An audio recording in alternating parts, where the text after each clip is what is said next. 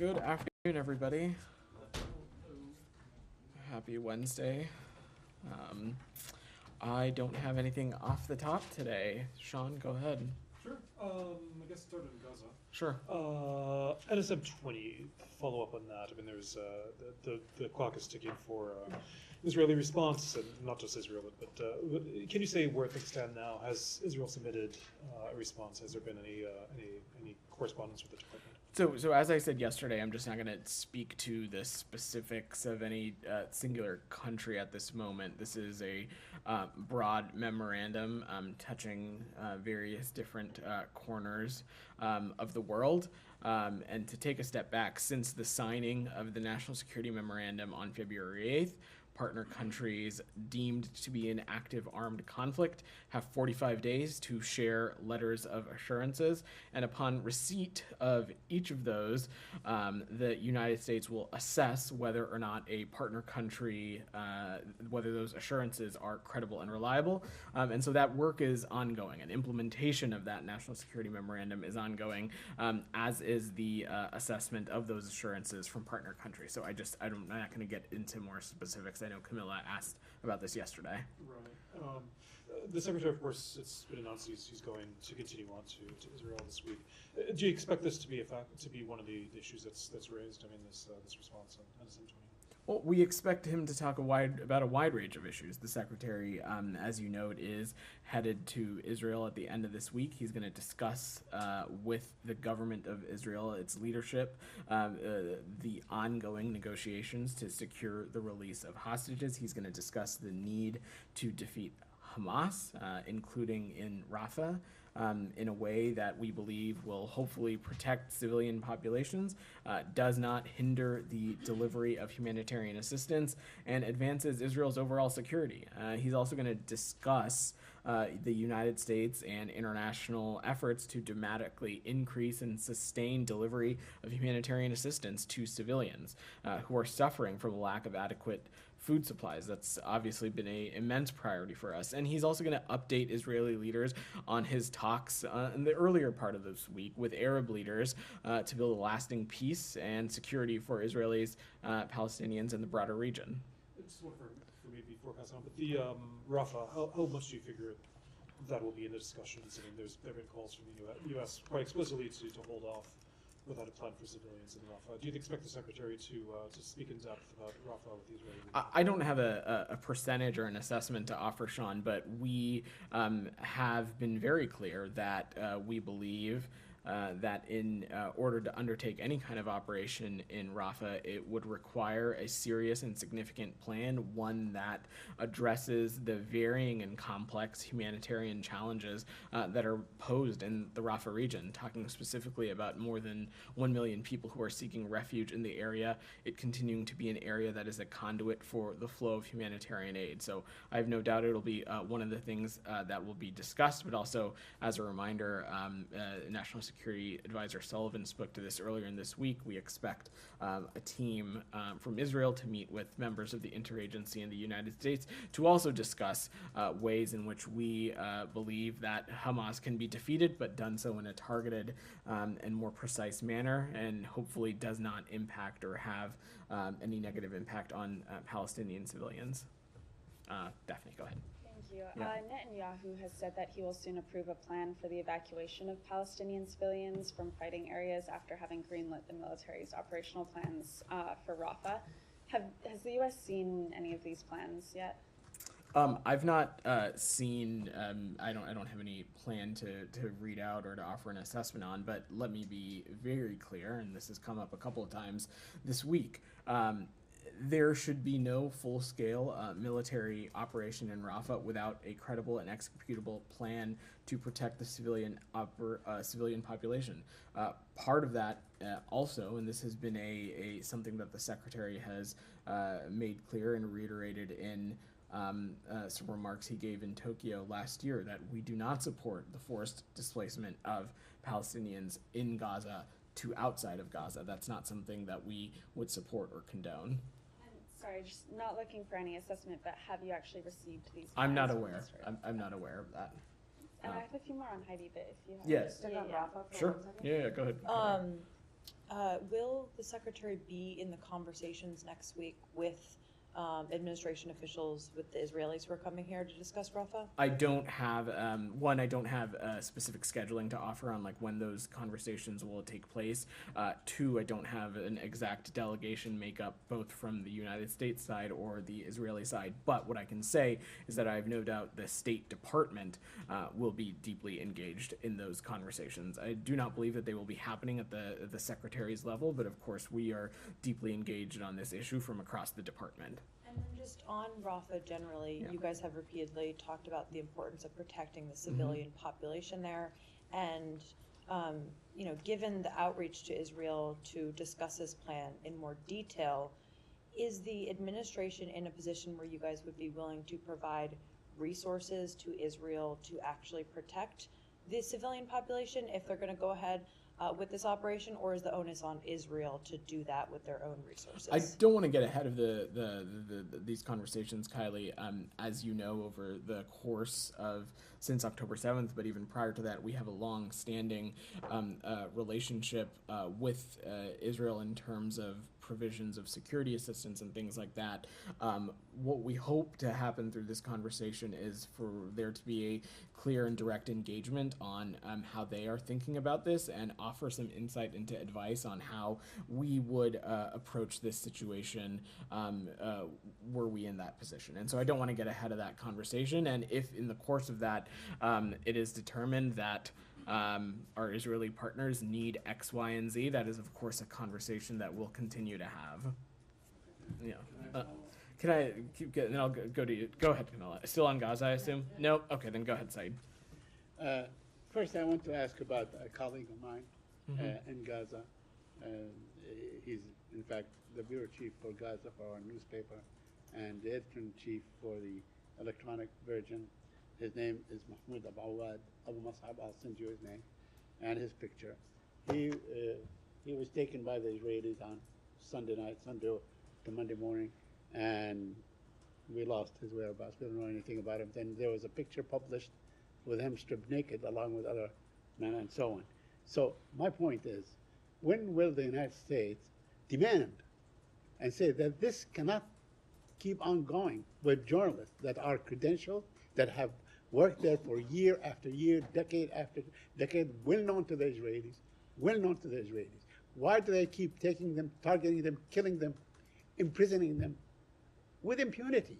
Why is that not outrageous to you? Said, when we talk about continuing to press Israel to enhance its mechanisms to better protect civilians, we of course are also talking about extending that to journalists as well. We are always concerned for the safety of journalists, especially in conflict zones, especially in somewhere like Gaza, where journalism plays a critical role. And as Secretary Blinken has said, journalists, including many Palestinians in Gaza, are doing extraordinary work under the most dangerous conditions, and we've been unequivocal here. We also have been clear and reiterated the fact that Israel needs to abide by international humanitarian law, especially as it conducts these operations, and that's something we'll continue to reiterate with them. Well, honestly, with that, this slap on the wrist kind of language is not going in any way, shape, or form to sway the Israelis or to pressure them or to make them do stuff. You should, everybody believes that a civilized country like the United States of America, who's basically the umbilical cord for Israel to do everything under the sun, can stand and say, this should not go on. This should not go on. Not just, we urge them not to harm them and so on. Because this is obviously systematic. I mean, when 150, I don't know how many, 150 journalists are killed and imprisoned and taken and so on, this is not just, it doesn't sound like you have a follow-up question. So let me just jump in and say, from the president on down, we have reiterated that Israel it has a moral and strategic imperative to do more and to do everything it can to work on and bolster its deconfliction mechanisms, to take additional steps to protect civilians and minimize civilian casualties. And that, of course, includes and extends to journalists who we believe are doing important and vital work in the region. A couple of things on Rafah. It has been assessed that it is impossible to evacuate Gazans from Rafah. There's about 1.4 million, and so on. And it seems that, the United States is having meetings next week, or the administration will be having meetings with Ron Dermer and Hanigby to discuss Rafah. So if you are convinced, and that's what we get, at least, the suggestion is that it is really very difficult, it's impossible. Why cannot this be made, like the statement or the standard U.S. position? The standard U.S. position that Rafah should not be invaded. Saeed, it is our position that such an operation should not and cannot be conducted without a credible and serious plan, a plan that needs to account for and address the varying humanitarian factors in the Rafah region. Firstly, the more than 1 million people seeking refuge in the area. Two, it continuing to be an area that is a conduit for humanitarian aid. It is out of serious concern for these two factors that we have not been unambiguous about our concerns as it relates to an operation in Rafah, and we'll continue to have these conversations with our Israeli partners. Anything else? After weeks, my last one, after weeks of this Rafah dilemma has been going on, is there a conceivable way to remove such a huge amount of people and move them safely, in your view or anybody's view? When we're talking about dealing with the more than 1 million people who are seeking refuge in Rafah side, we're certainly not being prescriptive about how to go about and do that. And when it comes to the movement of the Palestinian people, especially those residing in Gaza, we've been very clear that the forcible movement or the forcible removal of them is certainly not something that we would support. But beyond that, I don't have we're not aiming to be prescriptive here, Saeed. We're going to continue to have these conversations with our Israeli partners on what we believe can hopefully be a path forward that will help defeat Hamas, but also be mindful of these varying humanitarian factors. On Gaza, go ahead. Thank you. So you said that you expect Israel to act in line with international law. And last month, you announced publicly that you are assessing whether or not Israel is complying with the international law, and you're also assessing the use of U.S. weapons in Israel's war. Have you come to any conclusion, and do you have any expectation of that? How long it might take?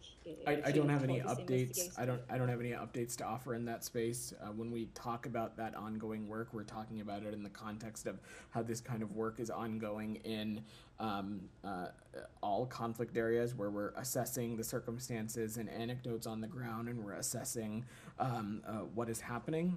And of course, there are a number of vectors and a number of lines of efforts within the State Department to assess those kinds of things. We've talked about a couple of them from up here, processes like the Leahy process, the processes like CHURG, and some of that work is just going to continue, and I don't have an update to offer on that. On that, yesterday, Human Rights Watch and Oxfam said that they submitted a memorandum to the U.S. government regarding Israel's violations of international law, and this includes, the misuse of U.S. weapons and blocking the U.S.-funded humanitarian aid. Have you viewed? What is your assessment of this report? Because this includes serious allegations like use of white phosphorus in Lebanon and Gaza, and attacking ambulances, hospitals, and blocking the U.S. humanitarian aid. Do you have any response? I've seen the open source reporting of it as it relates to the report. I don't have any specific assessment to offer on that, specifically as it relates to the National Security Memorandum and its linkage to that report. And just speaking to Sean's question, the implementation of the NSM is ongoing, and so I don't have anything else to offer on that. Anything else on Gaza before? I want to make sure. I mean, we can do as many as you want. I just want to stay on topic. On Gaza, can I do Camilla first? Because she should go ahead. Just following up on Saeed's question. Yeah. That you and Matt have stood at the podium and you have confirmed that there are incidents that are raised with the Israelis every time something happens in Gaza that you guys want answers on. Every time a journalist is subjected to inhumane treatment, or there's evidence of that, or a journalist is killed in Gaza, is this treated the same way, where you go to the Israelis and you ask them what has happened, and is there a list of journalists that you guys have asked about, especially ones that are colleagues of ours in Gaza who are working with us on this story every day?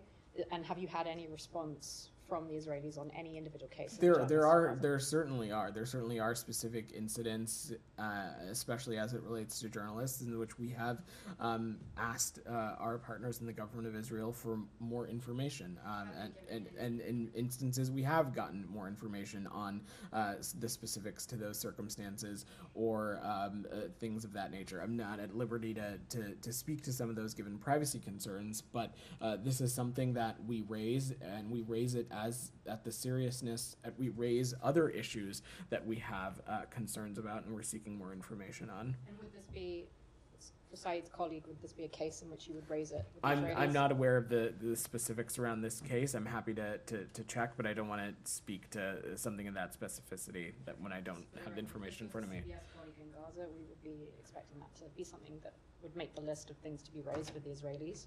And then I can turn to Haiti after Gaza. Kylie. With regard to the ongoing operation on the largest hospital complex in Gaza, obviously it was the same location where the Israelis carried out another operation in November. So I just wonder if they're having to go back again, if there are concerns about the efficacy of their operations as they, continue to go after what they say are terrorists in this hospital. So I will let the Israelis speak to their own operation and how they're conducting it, as well as any assessment that they have made that would make it, that goes into their reasoning for why they're deciding to conduct such an operation.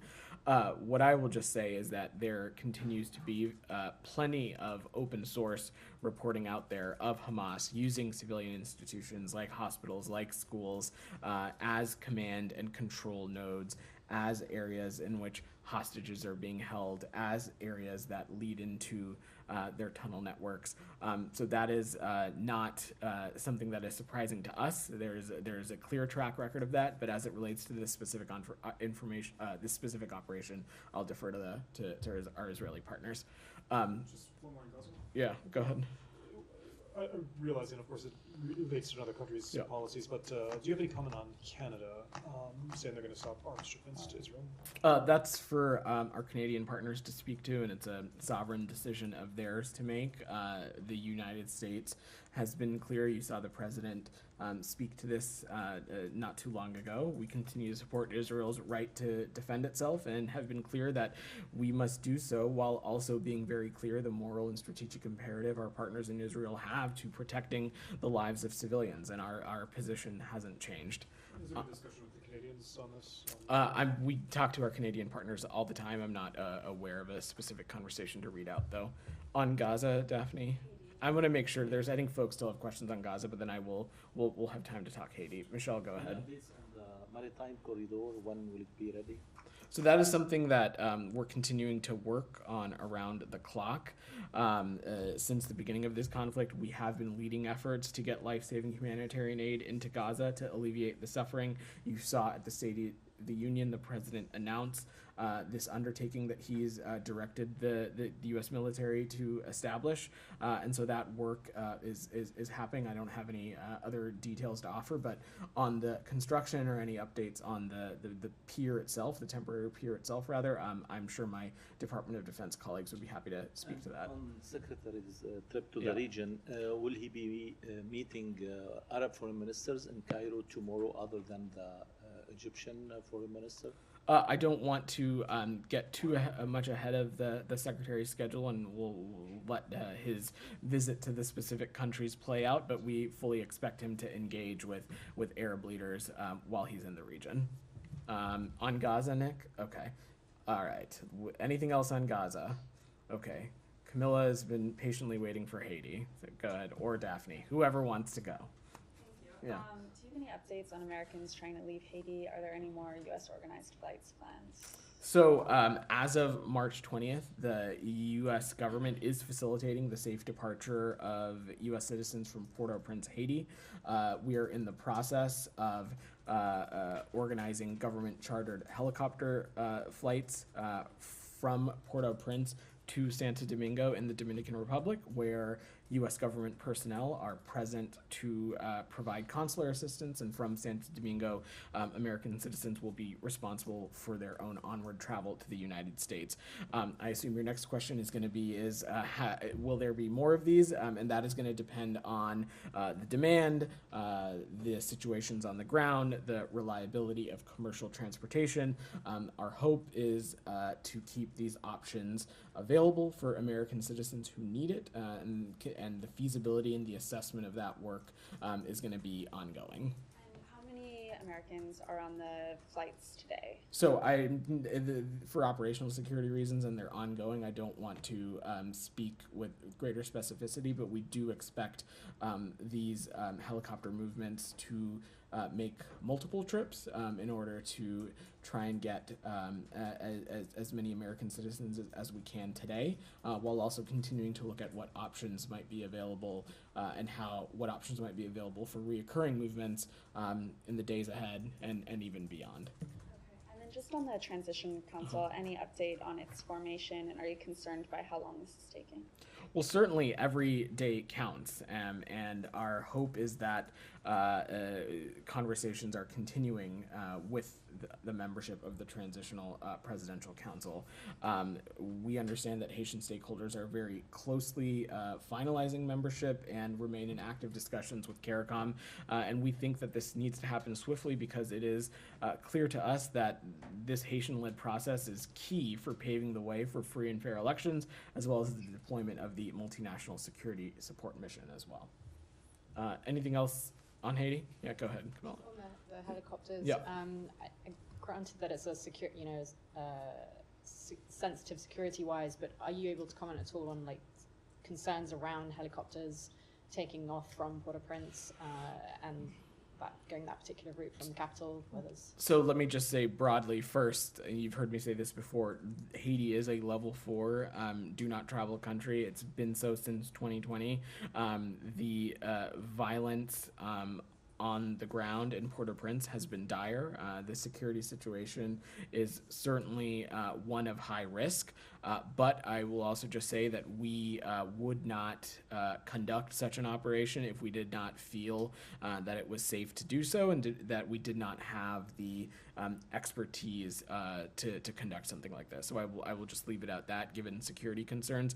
And of course, the situation on the ground is one of the biggest factors into determining the frequency at which we can do this and what other options might be available to American citizens, including potential commercial options. Can you give any update on numbers of Americans interested in getting assistance or departure? So again, when we're talking about the crisis intake forum, we're talking about a wide population of American citizens. Some are interested in exploring departure options. Some just want to stay in touch with the United States of America or the embassy. Some want expertise advice on how they may be able to remain safe, and others may not be in a place for safe departure now, but maybe down the line. So it's important we talk about this population in the broad sense that it is, but the number of Americans who have reached out to us through this forum is approaching 1,600. I just ask a clarifying question Yeah. on how we can discuss the movements given that they're ongoing. So we can say that they're ongoing today, and then the department is exploring options for continuing them as soon as tomorrow. Is that accurate? We are exploring what options are possible for continuing them, and should the circumstances be proper, it's very likely that they will continue. But again, I want to take this one day at a time, given the very fluid situation on the ground. More clarification. Yeah. Go ahead, Nick. Because you said we are in the process of organizing government chartered helicopter flights. Have they already started, or are they starting later today? Or That is what I am intentionally being vague about, given operational security. So hopefully we'll have more for you later today. But again, this is the safety and security of American citizens is we have no higher priority than that, and so wanted to make sure that you all had clarity on what we were doing, while also maintaining the security for this operation to be conducted. Anything else on Haiti before we close out? Okay, Alex, go ahead. Thank you, Vedant. A couple of separate topics. On Ukraine, UN human rights report says that Russia is using fear to control occupied territories. Can I get a reaction? Look, Alex, I have not seen that specific report, but it should be no surprise to anybody that the Russian Federation is partaking in repressive tactics to silence the voice of dissenters, to silence the voices of opposition. And again, when it comes to these territories, let me just be unequivocally clear, they are Ukraine, and we'll continue to support our Ukrainian partners as they continue to defend and fight for their territorial integrity and sovereignty. Polish foreign minister today was quoted as saying that success in Ukraine against Russian occupation is a question of U.S. credibility. Do you agree with that assessment that U.S. credibility is at stake here? I would. I think that when it comes to our credibility, you needn't look any further than the immense support that the United States and its allies and partners have provided to our Ukrainian partners since February of 2022, and that work is going to continue, and we're going to continue to do so in close coordination with our allies and partners. It is because, of course, the courageousness and the heroism of the Ukrainian people, but also the convergence with our partners in Europe and others around the country, that we have been able to continue to support Ukraine in the way that we have, and it has been able to defend itself so fiercely. I have got more on human rights, if I may. There are expectations that annual human rights reports will be released either during or before Democracy Summit. Is there any reason for a delay? I don't have any scheduling items to offer. I have no doubt that we will share the human rights report with you all at some point soon. Broadly speaking, I've seen this morning the White House's fact sheet on the Democracy Summit. Why do you think it was a successful summit? There are reports out there that it was a low-key outcome, was not even comparable with the previous year. Is it a successful summit? We certainly would say it was a successful summit, and I know that the Secretary really appreciated the opportunity to be there and appreciated the Republic of Korea for hosting. I will also add that outside of the Secretary, there continue to be or have been senior officials in Korea continuing to participate in this summit, folks like Undersecretary Zaya. The Secretary, as you saw, Alex, I spoke a little bit about this earlier this week, had the opportunity to give a set of remarks on information integrity, which we think is one of the most critical aspects at the nexus of democracy when we're talking about it. And I'm sure we'll have more to share on this space going forward. Go ahead. I'm going to work the room a little bit, Alex. Go ahead. Yeah. La Repubblica today reported that Secretary Blinken blocked the release of a G7 statement condemning the presidential election in Russia. Can you confirm that? Can you explain this decision? I've not seen that report, and I don't believe it to be true. And we have taken a number of steps in close coordination with our G7 partners, as well as independently, to hold the Russian Federation to account for its actions and its infringement on Ukrainian territorial integrity and sovereignty. One more, on Monday, U.S. Ambassador to the UN, Linda Thomas-Greenfield, said that the United States stands ready to engage in bilateral arms control talks with China and Russia without any preconditions. Do you know if Washington has put forward any propositions to Moscow or Beijing? I'm not aware of any meetings or engagements to read out, but I'm happy to check. Go ahead. Yeah, you. Yes. So recently, Prime Minister Modi has visited the Indian state of Arunachal Pradesh, and as a reaction, the Chinese Foreign Ministry spokesperson Wang Wenbin has said that China strongly deplores and firmly opposes the Indian leader's visit to east section of China-India boundary. I want to get your comment on that. And secondly, China's encroachments into other lands it seems like have encroachments happening within the Indo-Pacific as well, particularly in places like Solomon Islands, and now we're seeing all over Micronesia. It seems like the folks on the ground are demanding for a counter to China's encroachments into their sovereign territories. Can I also get your comment on that as well? So let me take your first question. The United States recognizes Arunachal Pradesh as Indian territory, and we strongly oppose any unilateral attempts to advance territorial claims by incursions or encroachments, military or civilian, across the line of actual control. And I think I'm going to need you to repeat your follow-up. So very simply, Chinese encroachments into the Indo-Pacific has been very visible, especially in the past few months. And many folks within the Solomon Islands to Fiji, all the way to places within the Micronesia have been demanding for a counter to the spread of Chinese influence in their area.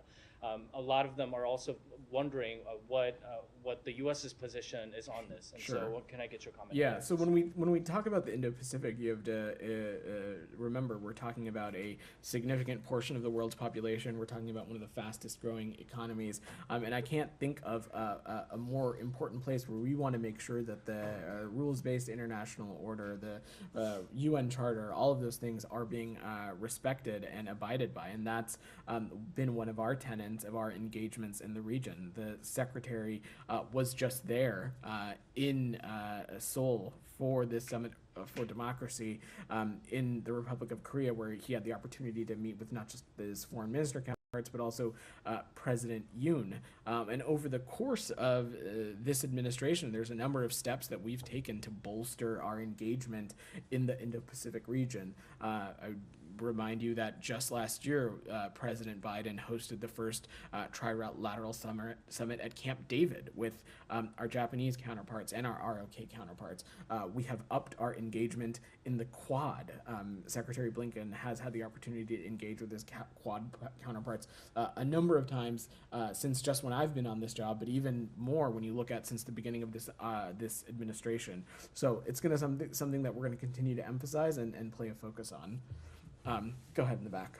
Yeah. So much. Yesterday, two U.S. retired generals, General Milley and McKenzie, testified at Congress about Afghanistan.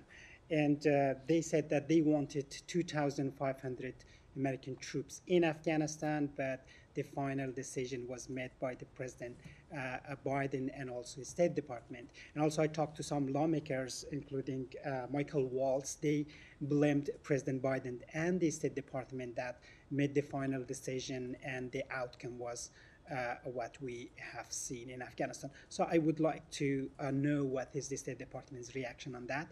And then, if I may, I have another question too. Okay, so I think it's really important that we zoom out and widen the aperture to remember what it is that we're exactly talking about. And we're talking about the 20-year end of a complex war, America's longest war. Thousands of troops were killed, many more thousands physically or mentally harmed. And we honor their service and mourn their losses and injuries with their families and loved ones. You have to remember that President Biden made the decision to end this war and has repeatedly said it was the right thing to do. And today our nation is stronger as a result. And as part of the robust, intense interagency process to end America's longest war, the decision was made to keep an embassy and diplomatic presence in Kabul following the withdrawal of U.S. combatant troops. The embassy maintained an active emergency action committee planning process that convened repeatedly in 2021 to assess the situation on the ground. As many of you in this room so well know, embassies all around the world where we have diplomats maintain an EAC process. And a non-combatant evacuation operation was one of the tools available to an embassy. And Embassy Kabul was well versed in NEO planning. It had a plan, and the generals testified to the existence of this plan yesterday. This is an entity that coordinated and met regularly. And this kind of contingency and feasibility planning happens around the world. It's also well documented that the U.S. did not want to publicly announce planning for or the start of a NEO so as to not weaken the position of the then Afghan government, potentially signaling a potential lack of faith. Again, our intention at the time was to keep open and operating Embassy Kabul. But by the summer of 2021, there was a task force stood up, prepared to execute a NEO if and when it was called for. It's also worth reminding and repeating that it was the previous administration that negotiated the Doha Agreement with no subsequent plan for evacuating U.S. citizens or our Afghan allies and their families.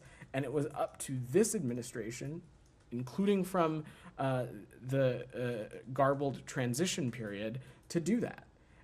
And in collaboration with our military colleagues, as a NEO was intended, we achieved the largest and most successful airlift in history. Nearly 124,000 people on planes out of the country due to the Taliban's overrunning of the city and the collapsing of the Afghan government. This occurred in a very fluid and dynamic and dangerous environment at the Kabul airport, and included the death of 13 military colleagues of ours, hundreds of civilians, and injuries to many others. And those losses are tragic.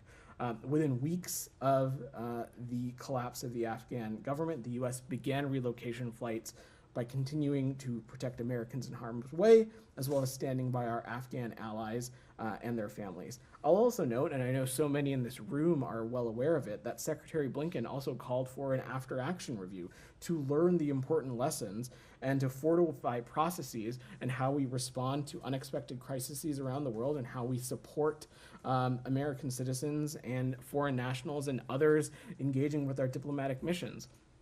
This whole week, I've been taking questions on places like Haiti, Sudan, Ukraine, Israel, Gaza. These are all places in where we have taken lessons from this after-action report and implemented them to further improve in the areas of communication, resources, preparedness, and that work will continue. We're going to work to better inform our response in times of crisis, and we've already taken more than 40 concrete actions and identified additional steps to guide itself. We're also going to continue to comply with the House and Senate Foreign Affairs Committee's legitimate oversight of the Afghanistan war, building on the dozens of witness and hundreds of hours of testimony and the tens of thousands of pages of documents that we have already made available and will continue to make available. Yeah, thank you. So you talked about this previously as well, but so the Taliban announced reopening these schools only for boys again. Long story. So girls cannot go to school.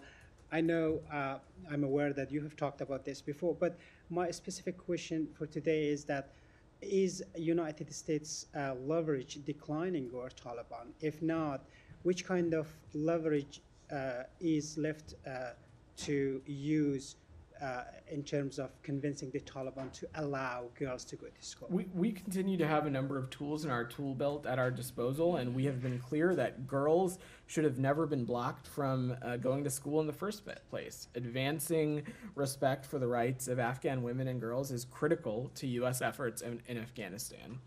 Sean, I said that you had your hands up. Sure. Then I'll come back to you, Leah. I'm sorry. I'll just read real quickly a few different topics. Yeah. Indonesia. Yeah. So there's a statement from the secretary this morning, but on Prabowo's victory in the presidential race. Of course, it wasn't so long ago that he wasn't welcome in the United States to human rights concerns. Are those going to figure into the relationship, do you think, with Indonesia as he takes office? So we extend our sincerest congratulations to the Indonesian president-elect, and we applaud once again the Indonesian people for their robust turnout and commitment to democracy and the rule of law.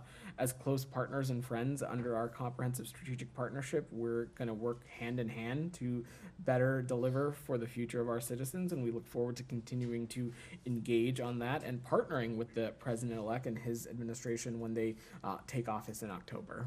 The rights concerns are not. This is something, well, look, just to take a bit of a step back, in any bilateral relationship that we have in countries around the world, when we have concerns about human rights or violations of other kinds, we raise those, and we raise those directly and candidly, and we'll continue to do that when appropriate. Sure. I know also, a separate topic, I know probably from the podium you don't want to engage too directly in campaign politics, but also regarding the previous administration, former President Trump has denounced the Australian ambassador here in the U.S., Kevin Rudd, saying that he should be, I think his term was he's not the brightest bulb or something.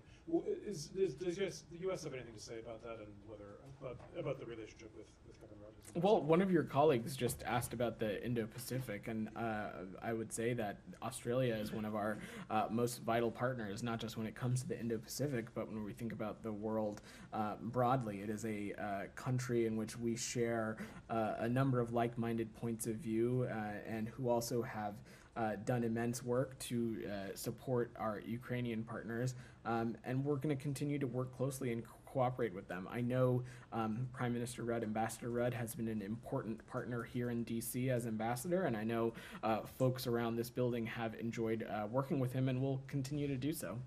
Sure. Just Yeah. completely part of the world. Follow up the question I asked yesterday on Serbia, Kosovo. Do you have anything more to say about it?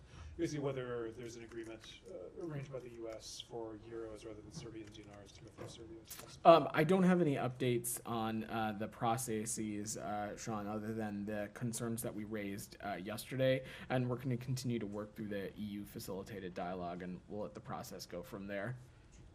Leah, go ahead. Yeah. Yeah. So on Monday, the White House announced that President Biden will host the first trilateral U.S.-Japan-Philippines Leader Summit on April 11th. Especially given China's continued provocations in the South China Sea, could you talk a little bit about what the significance of this meeting will be and what signal it's intended to send? So this is happening on the margins of Prime Minister Kishida's visit to the United States for his state visit.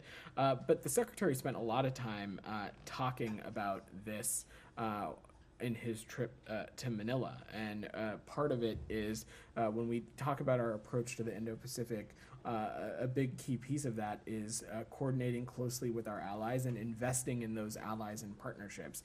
And when it comes to Japan and the Philippines, they are some of our most key, integral, and vital partners in a number of areas in addressing the climate crisis, security cooperation, economic cooperation, trade, and a number of other spaces. And we look forward to talking about and discussing a number of these issues, both bilaterally with them, but also through this trilateral mechanism as well. Go ahead. Thank you. Today, Mr. Donald Lu was appeared in Congressional Committee, and a congressman asked a question about the release of Dr. Shakil Afridi, who helped CIA to kill Osama bin Laden. He was asking that if Pakistan is going to swap Dr. Afridi with Dr. Afia Siddiqui, who's in the American jail. So, okay. He couldn't complete his answer because there were like many questions the congressman was asking. So could you tell us that, is there any plan to swap Dr. Afia Siddiqui with Dr. Shakil Afridi? So I don't have any updates as it relates to that. I didn't catch that part of the hearing, but you have to remember that one of this department's most important priorities is engaging with Congress on our foreign policy. This was a routine hearing, and Assistant Secretary Liu's testimony provided insight on the U.S.-Pakistan bilateral relationship as a whole, and a number of areas where we are hoping to deepen our collaboration. And I believe he spent a little bit of time talking about the U.S.-Pakistan Green Alliance framework, also bolstering respect for human rights. And so we'll look forward to continuing to engage in these kinds of hearings. Okay, thanks everybody. Didn't see any other questions.